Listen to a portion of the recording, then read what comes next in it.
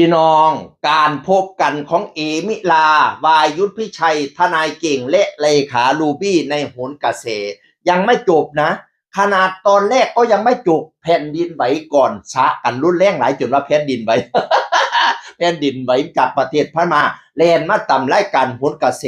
ก็เลยได้หยุดกับท่านหันต้องพ่อกันรอบสองนะพ่อกันวันศุกร์เนาะก็พักยกไปวันเสาร์พักยกไปวันอาทิตย์วันจันทร์น่าสิได้พ่อกันอีกพี่น้องเอ๋ยช่วงระหว่างพักโยนันโอ้ยทั้งสองทีมก็ดุเดือดนะเอมิลาก็มีเพจอิเซียมเป็นลูกทีมทางฝั่งทนายเก่งก็มีเลขาลูบี้มีคุณผู้บ่าวมัสดาเป็นลูกทีมพี่น้องเอ๋ยโอ้ย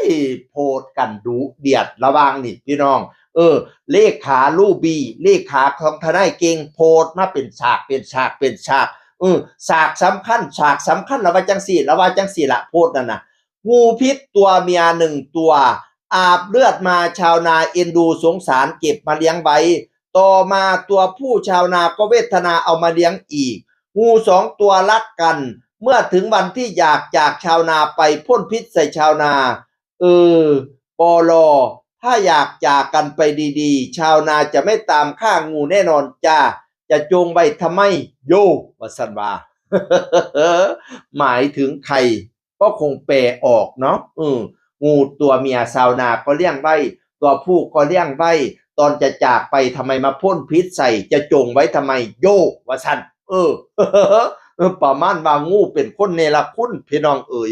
ฝ่ายเลขาลูบี้เลขาของทนายเก่งว่าจังซี่ว้ายเพจอีเซียมทีมของเอมิล่าพี่น้องเอ๋ยแล้วเอ็นดูเอคืออย่างในโลกศาสตร์ครับท่านที่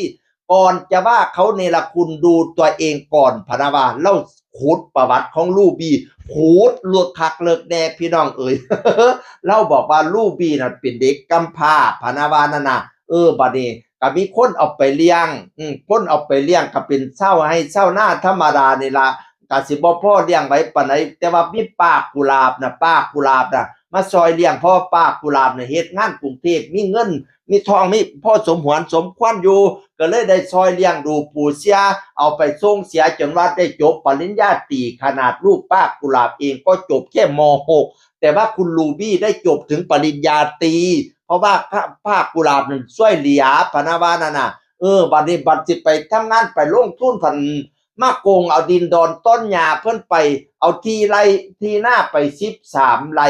ตอนแรกก็ว่าสิยืมไปเป็นหลักประกันอะไรทำไมเอาไปเอามาไปขายจอยโดยที่ดินแปลงนี้น่ะต้องเป็นของพี่น้องทั้งหมด3คนนะมีป้ากุหลาบแล้วก็มีพี่น้องอีกรวมทั้งสิ้น3คนแต่นางสาวลูบี้เอาไปหมดเลยว่าซั่นเพจอีเสียว่าน่ะพี่น้องเอ้ยแล้วอยากถามว่าใครเนรคุณพนาวานะโอ้ยแล้วศาสตร์กับพี่น้องเอ้ยแล้วก็พูดว่าการที่เอมิล่าอยู่กับฟังนี่น่ะฟังนี่ก็ได้อะไรทำไมต้องหลายอย่างขายแบรนด์สินค้าขายให้ว่าซั่นจนว่าร่ำรวยกว่าเหยียบตอนแรกสินค้าที่เอขายก็เข้าใจว่าเอเป็นเจ้าของแบรนด์เองเอาไปเอามาล่ะเป็นแค่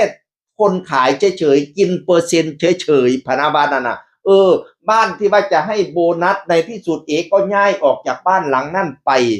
กับมีเงินติดตัวไปไม่ถึงแสนแทนที่คนที่ขายของเ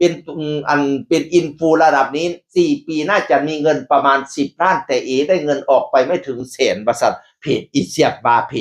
มบาพี่น้องเอ๋ยศาสตร์ใส่กันครับเลขาลูบี้พี่น้องเอ๋ยพูดนั่งสาวลูบี้มาจนว่าเลิกคักเลิกแดบตัวลูบี้กับสวนกลับคือกันว่าขอความที่ใดมันมีจริงจักเปอร์เซ็นต์